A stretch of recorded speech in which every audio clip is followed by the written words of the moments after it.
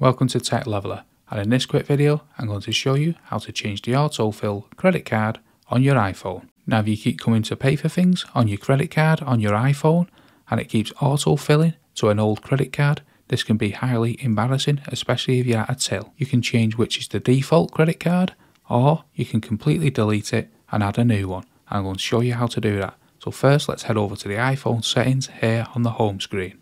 Now in the main iPhone settings, let's scroll all the way down until we get to Safari.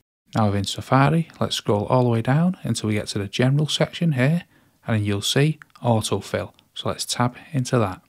As you can see in the autofill section, you have your contact information and your credit card information. And as you can see, the credit card information is currently tabbed on. So let's click into the saved credit cards, and we'll need to enter our iPhone's passcode to log into this page. And then once we're logged in to this page, the credit cards page, we'll see the list of credit cards. And as you can see here, you can add a credit card, or you can tab into the current credit card and change the details, or you can select delete credit card here. I hope that helps you out. If it does, smash the like, smash the subscribe, and thank you for watching.